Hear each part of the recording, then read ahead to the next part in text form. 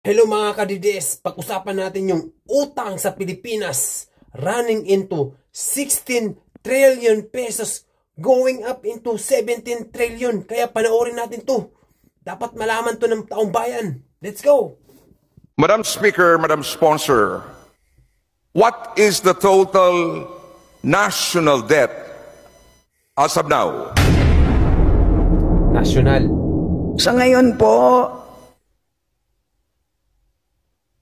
ang total is about 16 trillion. 16 trillion pesos? 15.69 trillion to be exact. Patay. Patay. Ibig sabihin, last year, isang taon, tumaas sa from 14 trillion, tumaas sa 16 or 15.69. Tapos running pa sa 17.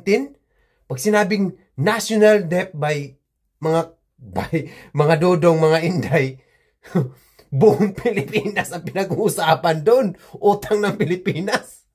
Yun yung doon. Last year paano pa itong January? January na itong taon na to. Simula ngayon. Patay. Di ba? Panoorin pa natin to. Hindi na tama. Okay, so we now have, Madam Speaker, a total debt of 15.6 trillion pesos. Just a year ago, this was, I think, 14 trillion pesos. Correct me if I'm wrong, Madam Sponsor. That is correct, Madam Speaker, Your Honor. So, Madam Speaker, Madam Sponsor, what specific measures or strategies will the government implement to address the shortfalls? Implement to para sa... Madam Speaker, Your Honor, ang pinaka-importante pagdating sa utang ay ang tinatawag na debt to GDP ratio. Wrong answer. Ibig sabihin, hindi yung absolute amount ng utang, kung hindi yung relative amount ng utang. Ibig sabihin, kung gaano kalaki ang utang kumpara sa kabuuang kita ng ekonomiya. Anong sagot ng babae? Ang tanong doon ni Gabriel, yun si Gabriel, yan sa bomboradyo. Bomboradyo! Kaya ganun yung tunog.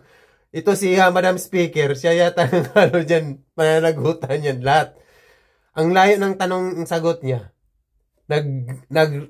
Nag-ibang list siya. Ang gusto niyang malaman, ang tanong doon sa lalaki, ba't nagkaka-short ka ba't nagkakaganon? Nasaan napunta? Ang mga ganon yata ang gusto niyang malaman. Ang nag-list siya ng usapan. Ang pinaka-importante yung kabuuan ng siguro ng utang, tapos parang yung kita ng ekonomiya, parang mga ganon. Napakalalim. Hindi na natin alam yung mga ganon. Ang tanong ngayon, ng taong bayan, ba't nagkaganon? Itong panahon na ngayon, itong administrasyon ngayon, marami ba tayong nakikita ng mga project dyan? Natural, may mga bigay na ayuda kung may mga problema dyan sa mga ganun ba kalaki? Sa panahon di ba tatay? Pandemic pa yon, di ba tay? Isip-isip. Kaya kailangan mong makipagkaibigan sa ibang bansa, hindi porket pumunta ka doon sa punta ka ng Putin, punta ka kay Xi Jinping. As in, parang pro ka na, hindi. Ibang kalakaran ngayon, hindi porket nakipagkaibigan ka. Matalino ka dapat, di away ang kailangan mo. Ganito na pa lang ang puutang ng Pilipinas, patay tayo. Siyempre ako, empleyado kami. Nagbabayad tayo dyan sa Lahat ng nasa gobyerno, empleyado natin sila, tayo yung may karapatan tayo dyan.